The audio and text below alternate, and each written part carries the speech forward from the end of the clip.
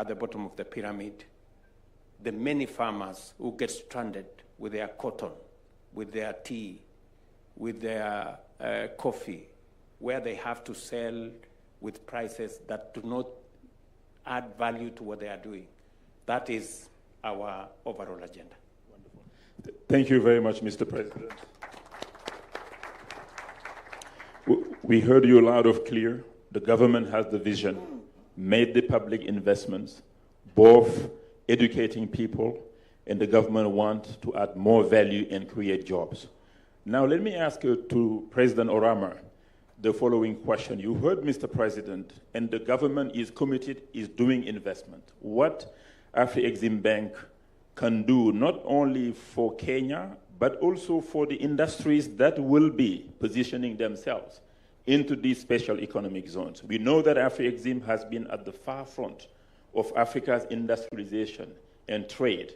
In particular, personally, over the last 10 years, you've moved mountains and disbursed tens of billions of dollars to support the continent. What can we do to support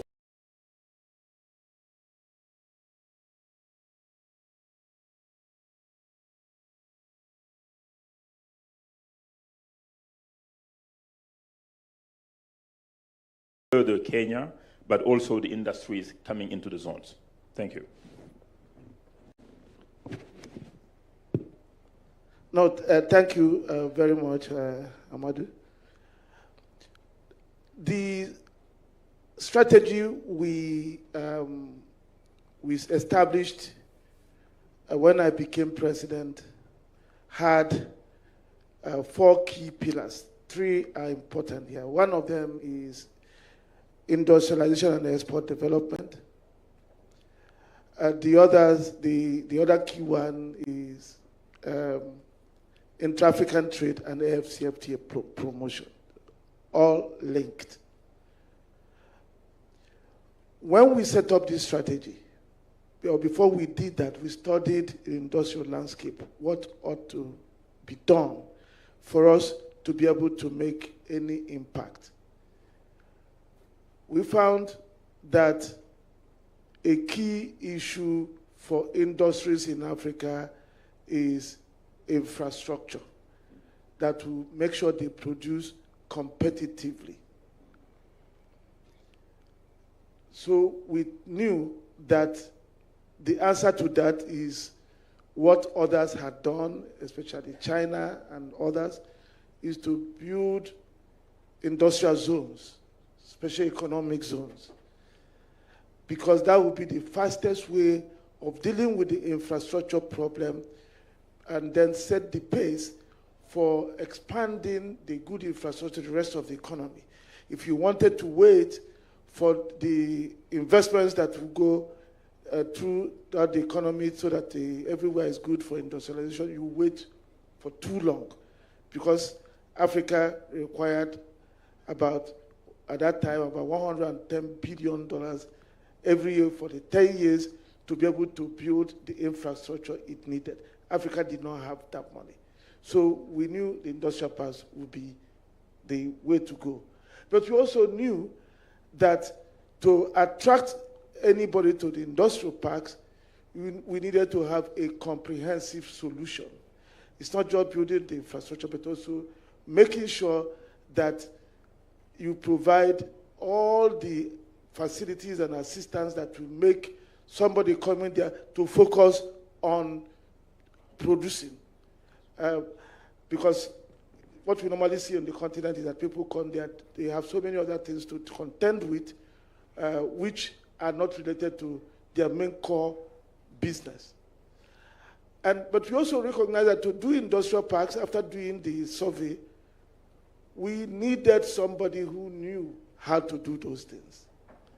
Luckily, since 2010, we had been working with Arise, providing loans, and we saw what they had done successfully in Gabon, and also starting then to do in Benin. So we decided that the best thing was to do a partnership. But beyond that partnership, we had to provide other solutions. And those other solutions meant we had to make sure that anybody coming to those industrial parks had to have the money to complement the equity they provide.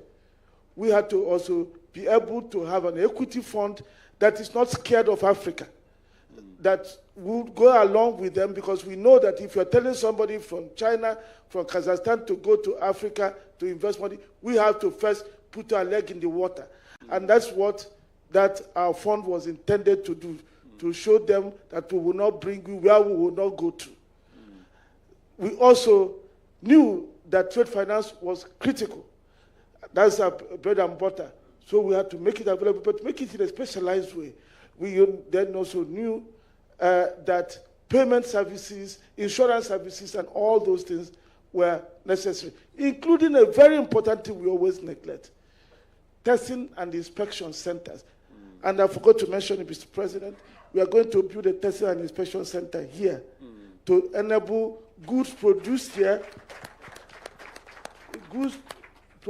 to be tested and not to be sent to other continents where they are tested, so that producers spend 2 weeks waiting for results before they can export. We'll put an end to that. We're already doing that in other parts of Africa. So we need all of this, so that's this comprehensive solution we provide. And as I had discussed with the President, our President Bank Office will come here to support these activities. We commit every year for the industrial park development about $3 billion every year in our plan. So, and then the other things, we do them in line with the specific objectives for the year. Thank you very much. Thank you very much, Professor Orama, for this insight. We'll come back to the other instruments that Afri-Exim can provide, in particular in gathering financing from other actors. I'll move to Professor Carlos Lopez, who also does not need any introduction. Professor Lopez, you've seen many successful industrial parks around the world, whether it's in Asia, Latin America, but you've seen also the failures. What do you think we should do to make sure that our industrial parks generate jobs and really enable us to create value? Thank you. Thank you, Amadou. I have known Gagan since the time he was thinking about how to accelerate industrialization. And I was then leading the Economic Commission for Africa and putting a lot of effort on the conceptual reasons why Africa needed to accelerate industrialization. So let me use that question to talk about the why, the what, and the how. The why is because Africa has 35 countries in the category of highly commodity exporters dependency. That is the highest in the world, and it's basically a reproduction of the colonial model, where we'll export commodities without transformation. So that reality hits us because after 6 decades of development efforts, it's very difficult to justify that we are still there. And one of the reasons is because our macroeconomic system, our policy environment is geared towards meeting external obligations, not real transformation. So we are always trying to find money to pay sovereign debt and so on. In fact, our debt to GDP ratio in general in Africa is about 60%, half of OECD countries. But the reason it's so difficult is because sources of revenue are extremely limited. To start with, we don't control the prices of our commodities. So therefore, our number one economic value is already hampered by the way the system works. So the only way we can get out of it is to industrialize. So that's the what. But the what needs a bit of definition. Precisely because of the experiments of the past, we are the latecomers. So we are the last ones to come to the party. And we have to learn not to be a landing strip, but a launching pad. And this is a very different prospect.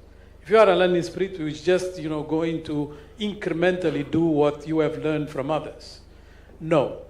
The moment requires a completely different take, requires a different way of doing industrialization. When you are a latecomer, you have a lot of problems.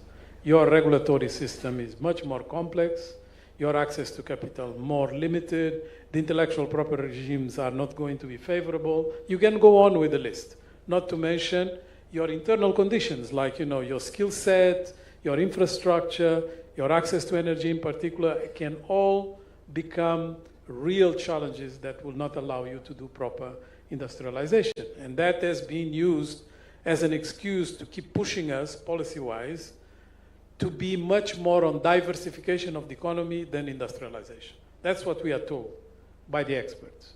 So what is diversification? It can be, you diversify from cocoa to coffee or from tea to coffee. That's diversification. But it doesn't change structurally the economy. So how are we going to change it? And why do we need to change it? And that's the why. The why is because we need jobs. We need jobs. Now, creating jobs in the industrial sector nowadays is not an easy task. It requires a different approach. The first thing we have to learn from the mistakes of the past is that we need an ecosystem. And that's why Arise has integrated in its tagline. Yes, it needs to be an ecosystem because we need the financial innovation, we need tech-savvy logistics, we need climate-smart interventions, we need a whole array of issues that are going to position us differently. And that's what is on offer. Now, you can look into the experiments of Asia, very successful, because they created within the special economic zones or industrial parks a sort of a propeller for a lot of activities around. Where you can look into Latin America, where most of the experiments were about just, incrementalism, not integrating with the value chain around the country, and therefore becoming a bit what in Mexico they call the maquiladoras, which is basically, you put the last touch, but you don't transform structurally. So we have to avoid those mistakes, and to avoid those mistakes, we need an integrated system, and that's what Arise has been successful in doing so far. Thank you very much, Professor Lopez. We heard about the mistakes that we need to avoid. Arise has been able to do that over the last 14 years. Gagan, you've been very successful in Central Africa and West Africa. Now we are here in Kenya. How can we sort of scale today's project, replicate it in Kenya, but also across Africa? What kind of gaps do you see that governments and DFIs can step in to fill? Thank you. Thanks, Amadou. I think I'll first start by saying the industrialization does not pass through just by people sitting here. The industrialization actually passes through all of you sitting here. And what I mean is, I think every time you buy some product, be it your ordinary toothpaste, be it your shoe, be it your clothes, be it anything you use, please ask yourself, are you buying something made in Africa or not? Because that is where the industrialization will start. So I think the first mentality that I want to really push through is that every day we should ask ourselves, are we buying made in Africa or not? And I'll use this forum to request President, maybe President, you need to mandate that twice a week, everybody should we are made in Kenya. So that everybody is forced to be made in Kenya, and that's how we drive the demand. Because I think all the time we think of exporting products, we need to think of what we can consume locally, made in locally. Very specifically, Amaru, to your question, I think from Arise perspective, when we look at developing an industrial ecosystem, what we really look at seeing is how can we ensure that we can produce goods competitively? And that competitive production comes because of multiple things. Availability of raw materials, so we ensure what the country has, which we can transform. Secondly, building all the infrastructure that makes it competitive. So ensuring the power is at right price, ensuring the utilities like effluent treatment is the right price. Thirdly, ensuring that we have trained manpower which is productive. So putting the vocational training center, so we have trained people, so when industries hire them, the productivity is right. And once you do all this, along with the strong marketing, you get a competitive ecosystem. And at the same time, we focus where the product is going to go. So for example, if we are, as we're talking about, we focus on textile in this industrial zone, because we know Kenya is a $2.2 billion import market. So you clearly have a market here.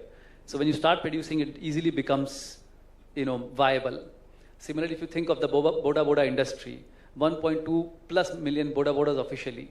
I mean, all of them are imported today. And to put in perspective, 1.2 million Boda Bodas represent roughly about $2.4 billion of, product. Why we need to import that? If you think of fuel, and one of the investors are here, we import the fuel, but we have all the manpower we have. We can produce cassava or we can produce other feedstock, convert into bioethanol. And what the state needs to do, it has a 10% bioethanol policy or a biofuel policy. So suddenly you have decreased your FX bill, you have produced something which is locally given jobs. So Amadou, to summarize, we really think of industry, what is required for it to be competitive, bring all those elements along with the policy and the government framework, along with the financing to make it work. Thank you very much, Gagan. Again, congratulations for this brilliant success. Mr. President, I'll come back to you on a particular question related to the stability of the investment environment, not only in Kenya, but it's applicable to many parts of the world as well. When you're investing in this SEZ, you have particular policies, you commit capital. What sort of guarantees or commitments, Mr. President, you can give to investors that the policies will not change with every finance bill? We know our countries are under pressure to generate revenue. Some countries will change the policy to generate more revenue from the companies investing. What can you do, Mr. President, to give us more comfort to come to Kenya and stay for a long time? Thank you very much. I think before I answer your question, it's good for me to put in context where the special economic zone ecosystem is in our overall, scheme of things. The single most pressing matter in this continent and in Kenya is how to create jobs. And it has been at the center of the drive we have in our bottom-up economic transformation agenda.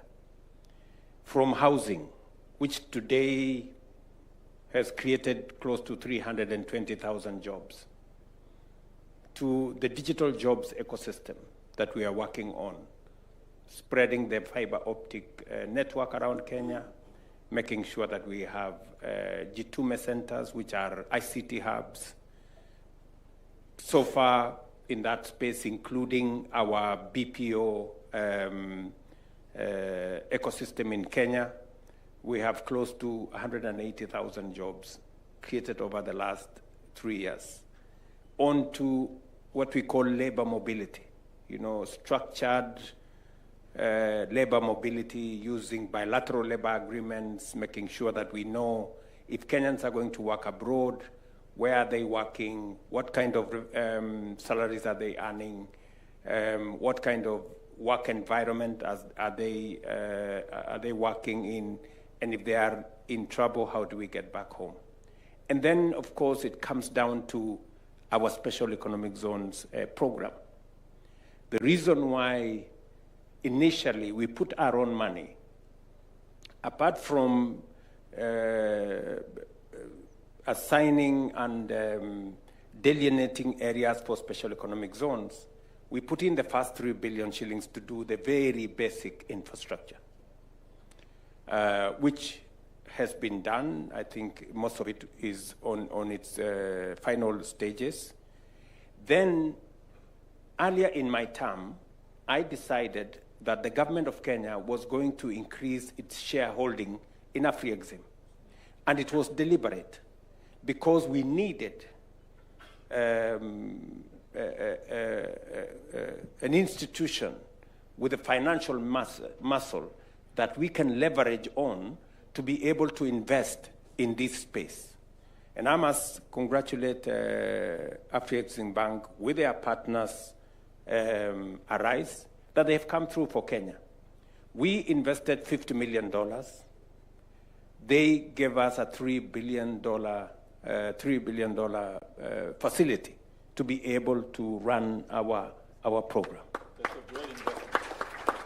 And you can see it in action. When we came for this meeting last year with the governor of this county, Governor Mungaro, when we came here with Moria there, and we said we are going to move things in this direction, many people did not believe us. They thought it was the usual talk. Today, we have come here, already Arise, I've put machines on the ground. We've launched the first phase.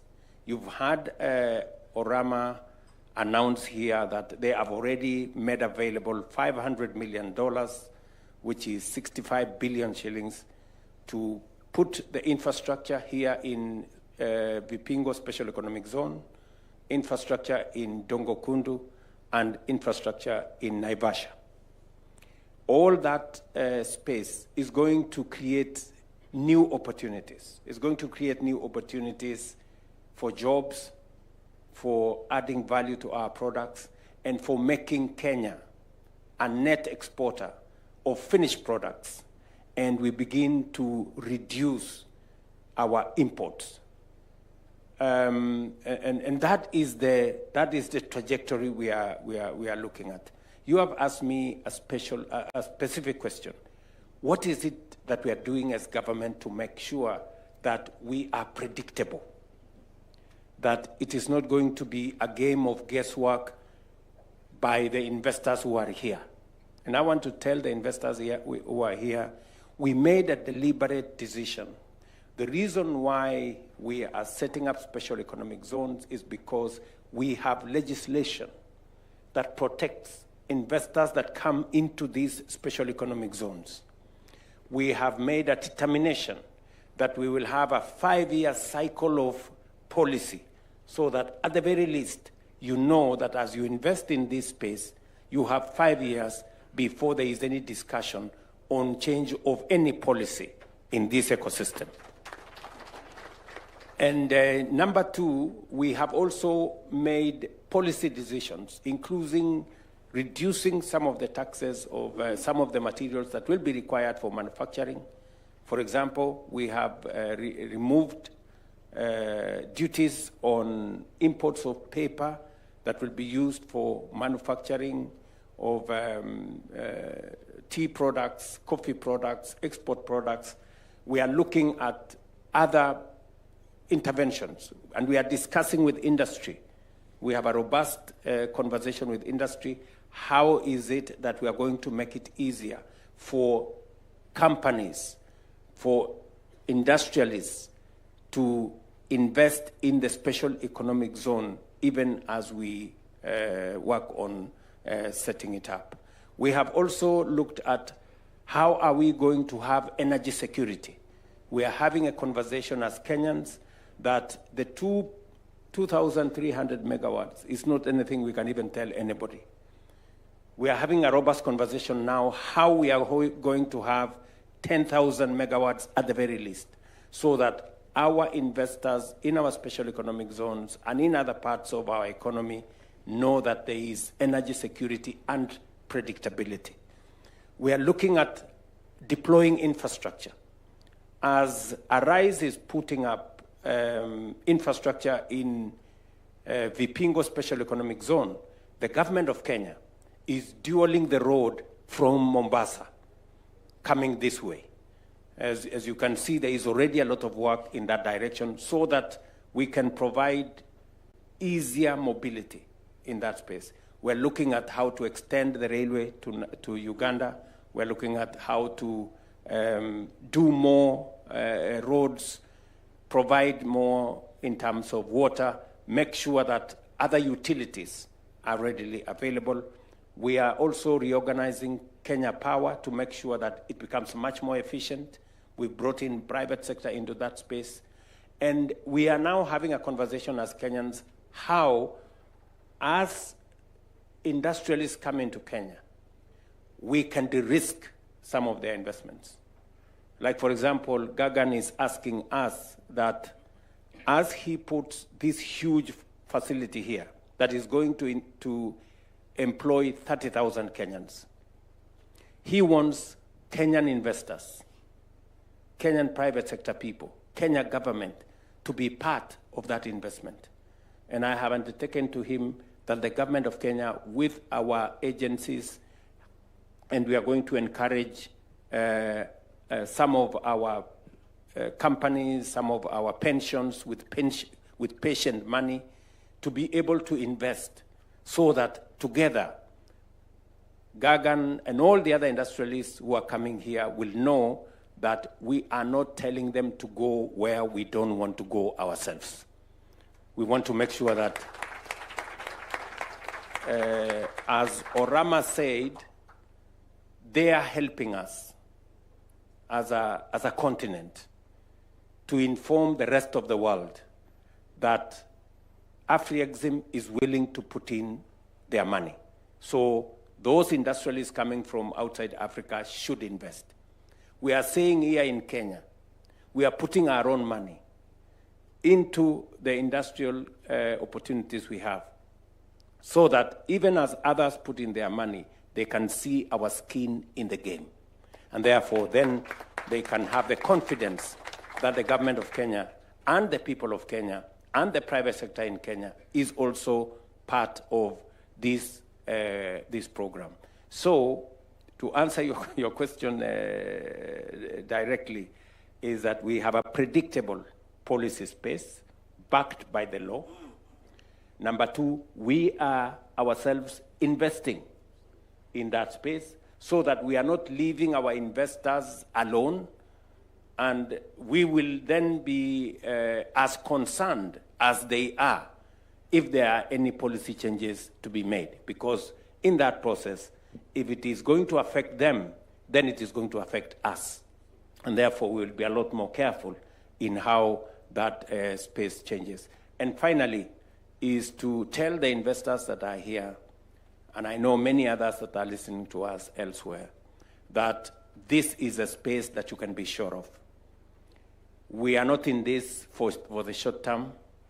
We are not in this out of a product of guesswork. We are on this as a plan. And with partners like Afri-Exim and good friends like Arise, I think we have partners that have a proven track record. And therefore, you should have confidence that we are going forward together. Thank you so much, Mr. President. You provided me with the transition to ask a question to Professor Orama. What is Afri-Exim Bank's skin in the game as well from an equity perspective, mobilizing equity? The government has skin in the game from infrastructure, policy stability, but investments and convincing other Kenyan institutions to also invest. How can Afri-Exim Bank push to that direction, but also organize, you know, Africa's pension funds and sovereign wealth funds? We have $4.5 trillion from pension funds, but also from wealthy individuals on the continent. Thank you. No, thank you very much. So you are right. We have so much money in Africa, but we don't use them to help ourselves. If you look at the reserves, on the average, $300 to $500 billion in reserves. Where are they? They are all outside. In the banks that when you now go to borrow from them, they say you have high country risk. So they cannot lend your money back to you. The same thing with pension funds. We have rules that restrict how we use the money. So unlike other parts of the world, where pension funds are sources of patient capital, ours do not serve us as such. So what we've done in our Afri-Exim Bank is to create the Fund for Export Development in Africa, FEDA, which is the vehicle we've used to invest in Arise Integrated Industrial Platform. And I must thank His Excellency, President Ruto, and his government for Kenya's membership of that fund, because that then enabled us to be able to do some of these things. Because it then made it possible for that fund to invest in these parks that we are talking about. But beyond that, we have under the federal platform and federal investment management. The work of that federal investment management is to work with federal capital and other federal platform to create funds. And one of the things we are about to launch is an industrialization fund. That industrialization fund will support investors that are in these industrial parks. We will be available and able to work with His Excellency President Ruto for the investments that Kenyans want to make in the textile plant and all the companies, so that we put that under a fund arrangement where Afreximbank will also put its own money through FEDA. That way, we're able to raise significant amount of money to bring here. And also, something we have done to make the projects successful is what we are doing to bring access to market to those who are investing. People produce to sell. They don't produce to consume what they produce. And there is a fantastic opportunity through the African Continental Free Trade Agreement. So what we're saying is that when somebody invests here, the whole African market becomes their market. But I do not expect them to understand the market. So we do not think so that they will understand it immediately. So that is why we have also launched a trading company called the Africa Trade and Distribution Company. That trading company is owned by Afreximbank, the AFCFTA Secretariat, Arise, and Equitaine. And what it does is helping to trade some of the products produced in the industrial parks. So when you produce here, your goods can go to Nigeria, go to Senegal, go to Egypt, because that trading company is able to take them. Thank you. Thank you very much. Thank you very much, Professor Orama. You talked about the AFCFTA. I'll use the opportunity to ask to Professor Lopez the question about Kenya's positioning to be the gateway for the AFCFTA. What's your opinion on that? Thank you. Thank you. As someone that has been involved in the technical work for the establishment of the CFTA, and now a member of its advisory council, which, by the way, is meeting today in Cairo, but I gave preference to be with you, Mr. President. There are 5 dimensions of regional integration, and if we just look into trade without the other 4, it's not going to work. So we give a lot of importance to the trade dimension, which is absolutely correct, but without the other 4, it's not going to work. The other 4 are, we need macroeconomic integration. Not to the extreme of having one single policy, but you need policy convergence. If you don't have policy convergence, you are going to have problems of foreign exchange, you are going to have problems of interoperability of the banks and all that. Some of the issues that, by the way, Afreximbank has tried to address, like the Pan-African payment system. The second that is also important is the productive integration, which is how you go cross-border to make sure that there is value chains that are going to operate in the real market, continental market. So for that, Kenya needs to be one of the propellers of this cross-border integration. And it's doing it in different ways already. So it can really boost its role in the CFTA precisely because it's already in that trajectory. And you can see it in different ways, on the digital, on the logistics, and different ways. Then you need a third element that is quite important as well, which is infrastructure integration. It's mostly logistics. Without the logistics, it's going to be very hard. And here, Arise has understood that for the success of this very large number of industrial parks, 13 countries, logistics becomes central. And without these logistics, we are not going far. And then the fourth one, and here really we have to salute Kenya again, is the free circulation of people. Because if you don't circulate within the continent, it's going to be very hard to do business. So by taking the decision, very courageous decision, to drop the visa requirements for Africans, we have one more element that Kenya is leading. So if you take the 5, in each one of them, Kenya has already put seeds, but it needs to use it much more. And that brings me to my second and last point. You know, for us to be successful in structural transformation, we need 3 ingredients. The first ingredient is ambition.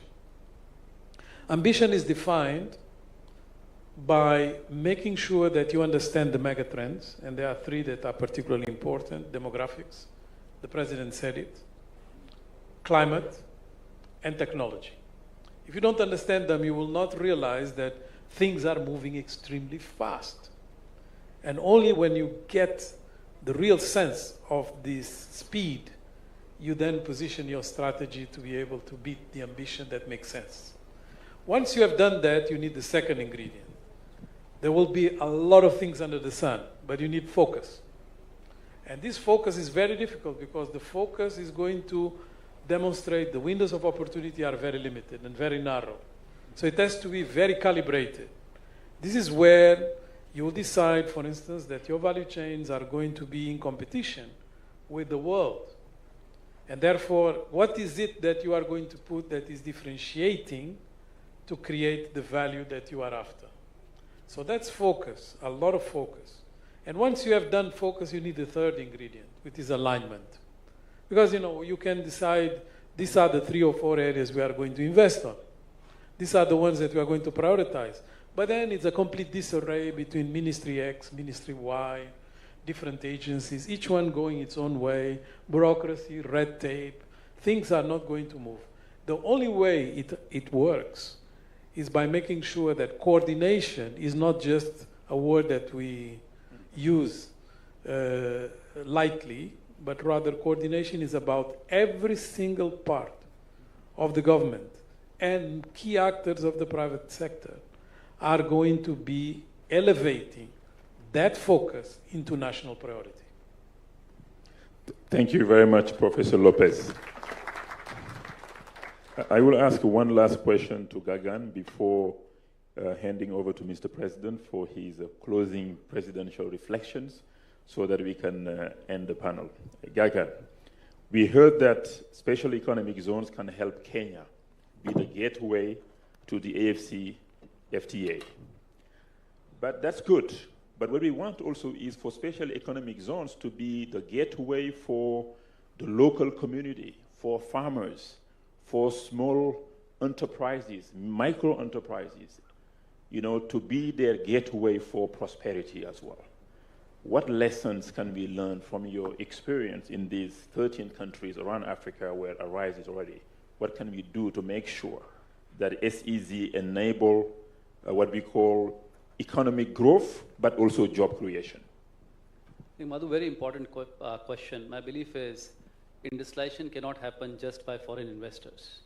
Because when a foreign investor invests, when he makes money, he wants to take his money back and build a nice house in his home country. But if a Kenyan invests and he makes money, he will do more industry. So one key focus for us in any country that we go, including Kenya, is how do we bring more and more Kenyan investors to be in the industrial zone. And as President was talking, for example, in textile, we are saying how can we partner with Kenyan investors. So what we do is we run very specific programs to attract local investors to come and invest in the industrial zone. And that program can include co-investment with them by us. So imagine an investor has a good project, we evaluate it and we find it's good, we are happy to invest alongside with him. Then we also work with our partner banks, like President Orama said, with AfriExim, with AFC and others, to help them finance it, so that we are able to make sure that the local investors are getting equal opportunity. The second part that we clearly see is how do we integrate other industries. So for example, when you see textile industry coming up, you will need somebody to do button manufacturing, you will need somebody to do thread manufacturing, you will need somebody to do other ancillary manufacturing, like packaging material. So here is where we'll attract all the SME sectors to come and establish and provide them long-term offtakes so that they can also establish alongside. I think the third part which is important is you have to ingrain very small practices day to day. I'll give you a simple example. You know, if you go to our Benin industrial zone, we have about 25,000 people that come to work. One choice was we put up a large cafeteria for everybody to come and eat. Instead of doing that, we created a lot of stores for all the mothers to open small cafeterias. So we have over 200 small, mamas who have opened stores and can sell their food products. So our design of the industrial zone is from day one to ensure that we integrate SMEs. Lastly, we'll actually work with the Kenyan government, with the Afro-Exim Bank, to see if we can create a small diaspora fund. The idea being that diaspora can put in their money and all the opportunities that come in the industrial zone, they have a choice to invest in those companies. This way we ensure that the SMEs progress and it's a impact round across and not just few companies. Thanks, Amal.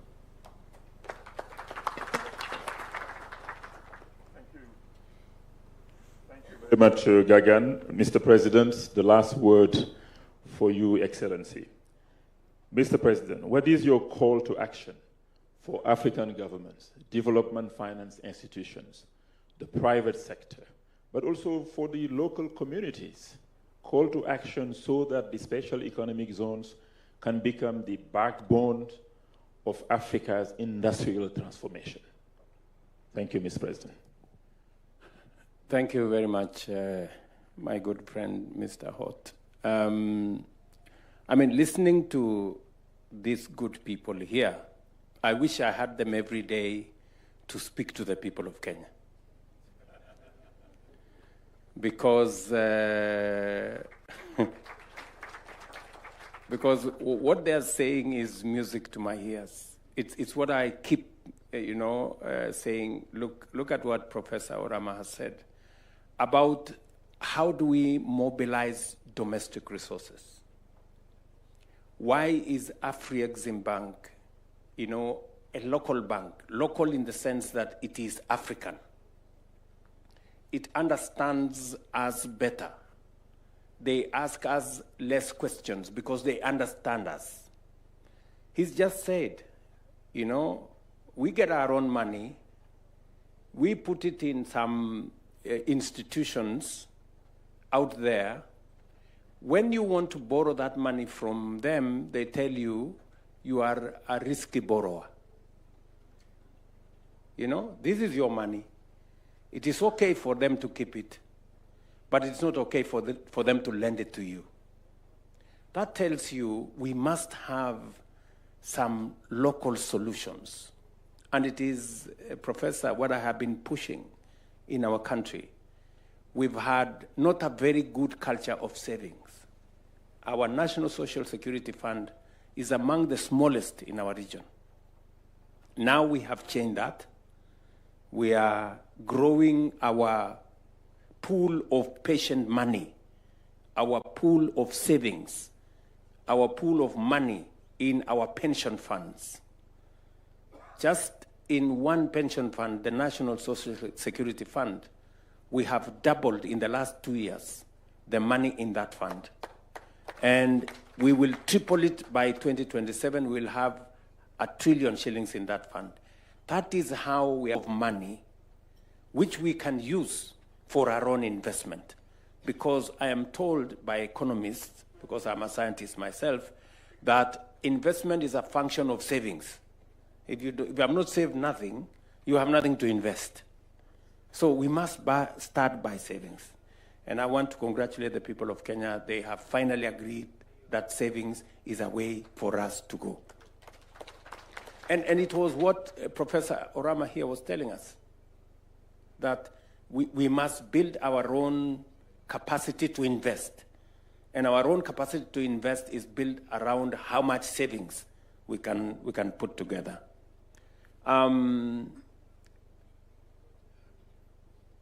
The call to action on that particular agenda is we need to do more around mobilizing domestic resources. Domestic resources for saving, domestic resources for investment. Look at what we have done with our housing program. we have mobilized resources, local resources. We didn't borrow from nobody. We have mobilized local resources. We are building 170,000 housing units, 400 markets, 100 and another 72,000 hostel units in Kenya. All, we have signed contracts of 600 billion, or let me put it, $4 billion of Kenyan money, which we have mobilized locally. So even as we look for solutions from elsewhere, we must know that there are solutions that are near us here. And I can say that about what we are doing in, we've mobilized about 300 billion shillings to deploy our health. Again, local money, local solutions. We've rolled that out. And as I listened to my good professor here, Lopez, he said three things: ambition, focus, alignment. You know? Our ambition has been very small. You know, when you tell Kenyans we are going to build 200,000 houses, they say it is a lie. You know, when we came here last year and said we are going to put together a team that is going to unlock special economic zone in our region.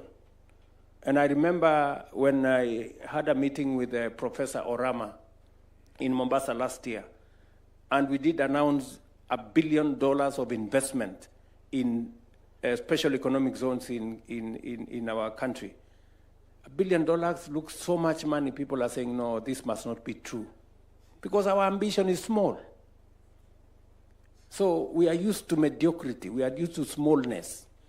We must stop this smallness of mind and begin to think big and to think seriously. Look, today here, less than a year later, we have broken ground for an investment here, as has been said by these good people, beginning here, going to Dongo Kundu. Dongo Kundu will be there in a month and a half, and by February next year, we will be breaking ground in Naivasha. So, ambition, this is what this good Lopez is telling us. Let us raise our ambition. Let us stop thinking small. Let us stop thinking, oh, this is not possible, and this is not possible. We've had this for a long time. These are the usual stories. It is not the usual stories. And let's keep focus. You know, why are we, for example, why are we focused on textiles? Because we have identified some value chains, about 8 value chains in Kenya. We have, under the bottom-up economic transformation agenda, we are focusing on 8 value chains. One of them is textiles. Textiles because we have a competitive advantage. We have a good human capital, and we can grow our own cotton. We've just handed over Rivertex. We signed the contract. We will shortly be handing over Rivertex to Arise. And they are bringing into that equation, you know, seedlings, working with farmers, so that we can grow our own cotton.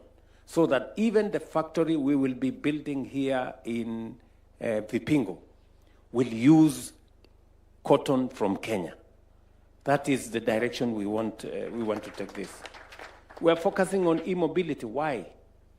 Because therein lies value. We already have,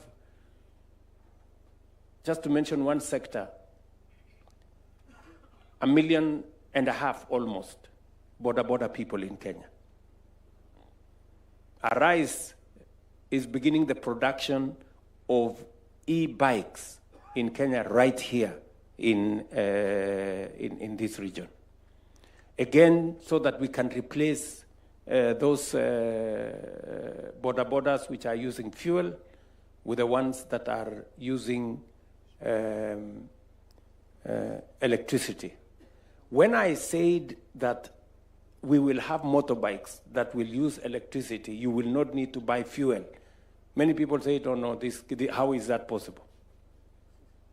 You know, today we have motorbikes in Kenya that are using electricity. I was very happy last week to see one member of parliament, the member of parliament for Mwala, having gotten his own border people to buy 200 e-motorbikes for his constituency. That is the kind of thinking that we want to push into this space. We are focusing on leather. Why? Because we have the third largest herd of livestock in the continent. Therefore, we have the raw material. We can easily drive that space because we have the raw material, we have what it takes, and with investments like the ones that we are discussing here, we can drive it. Why are we focusing on digital jobs, BPO? It's because we have a tech-savvy young population, educated, speaking good English, people who can drive that space. Again, that is why we are focusing on the BPO space, digital jobs. I'm just speaking to focus, focus. So this is really when I'm listening to these good professionals, they're really speaking the language that I would all of us want to understand, that this is where we must be going. So special economic zones are instruments that we can use in this continent to do three fundamental things. Number one, we are a continent where many of our young people, they die in rickety, boats trying to find jobs all over the place. We can create those jobs here in our continent. Number two, we have huge reserves of energy. I just came from Ethiopia last week. One dam producing 5,400 megawatts. We have many of those that we can replicate in Kenya. That energy pool, clean energy, we can not only profile ourselves as a place where there is abundant energy, but also renewable energy. And we can use it to decarbonize other industries anywhere in the world. We can proudly tell other industries wherever it is. And that is what I am telling the investors I met this morning. I met investors from Linglong, the biggest tire manufacturers globally. They are here in this conference. They want to set up camp in Kenya. A $200 billion company want to find its way into Kenya. We're telling them they can not only produce out of Kenya because we have the human capital, we have the fiscal and infrastructure capacity, but we can also supply them with clean, green energy. And they cannot only supply for Kenya, they can be manufacturing out of Kenya for global value chain. We're telling the same to Foxconn. We just met again this morning, the largest technology manufacturer of technology phones and company. Again, they can manufacture out of Kenya. So we are saying that there is opportunity in our continent. You not only will help us create jobs, we have some of the best human capital. Number two, we have good energy. We are putting up good infrastructure. We are creating special economic zones. And much more importantly, Africa is going to be the place with the largest single market. So if you are looking for a good market for your products, you have had Africa Continental Free Trade Area and the infrastructure we are setting up around it to create one single market out of this continent, so that if you manufacture out of Vipingo or Dongokundu or Naivasha, your market is 1.4 billion people in this continent. And therefore, there cannot be a better place to set up your industry, your manufacturing facility. This is the place to do it. And speaking about logistics, you cannot get better logistics than what you have here in Mombasa. You have the port here in Mombasa, you have the port in Lamu, and you have everything in between. and we are setting up the infrastructure to connect this port by rail, by road, to the hinterland in our continent. So I am asking every investor, wherever they are, this is the place to set up camp, and we have all what it takes to make sure that your investment is not only safe, but it's also profitable. Thank you very much.